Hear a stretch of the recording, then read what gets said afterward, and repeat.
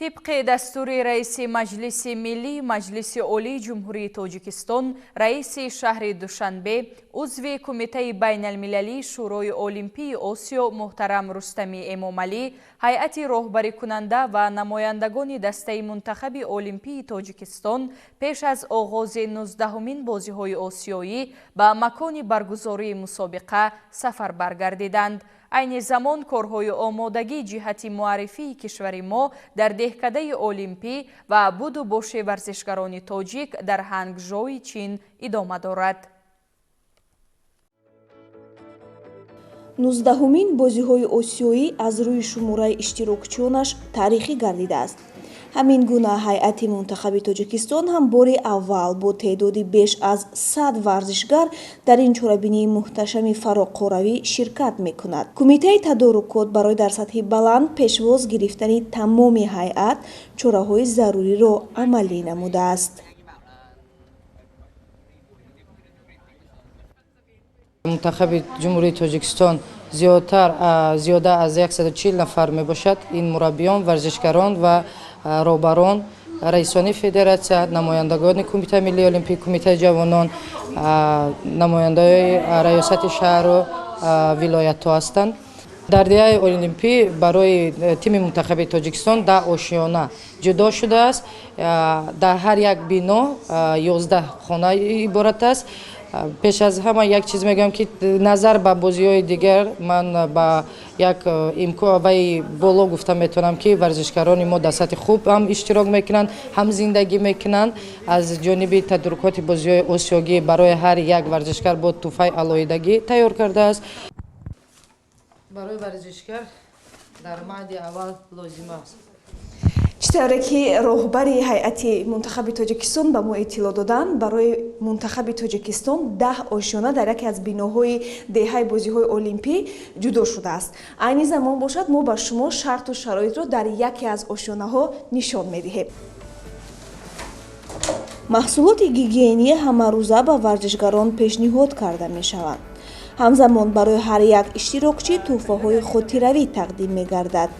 тозагӣ дар мадди аввал аст.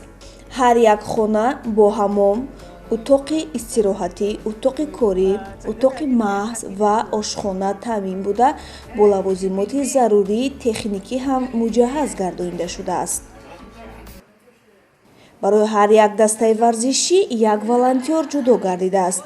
волонтёрон қаблан деҳаро омӯхтаанд ва барои рафту об, буду бош, ёфтани макони тамрину мусобиқаҳо кӯмак мекунанд.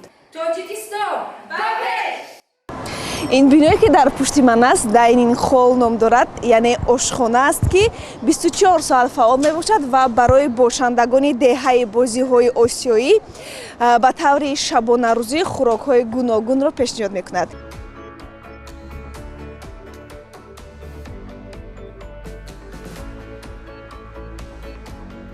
дар ошхона аввалин чизе ки ба назар мерасад ин пазироии самимӣ мебошад. инҷо анвои гуногуни хӯрокҳои аврупоӣ, чинӣ, арабӣ, ҷопонӣ, сабзавот, меваҷот, ширинӣ, нон, нӯшокиҳои гарму хунук ва ғайраю ғайра мавҷуд аст ки ҳар кас мувофиқи таб метавонад истеъмол кунад.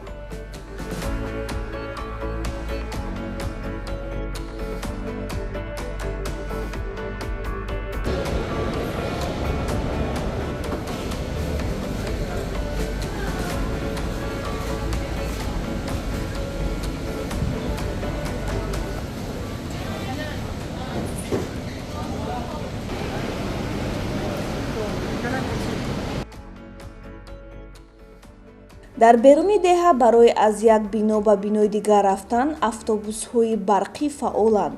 ҳамзамон бошандагони деҳа метавонанд ройгон аз дучарха истифода баранд. барои аз як шаҳр ба шаҳри дигар рафтан ҳам кортҳои ройгони метро дастрасанд.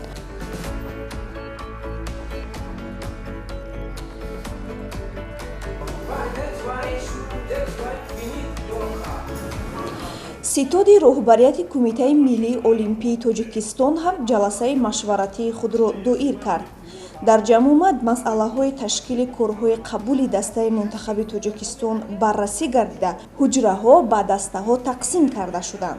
Марҳила ба марҳила омадани мунтахаби Тоҷикистон ба деҳа шурӯъ мешавад.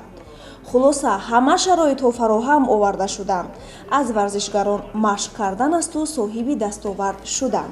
гузориши Парвина Ашурзода, Тимур Назаров аз шаҳри Ханчжоуи Чин махсус барои барномаи иттилоотӣ хабар.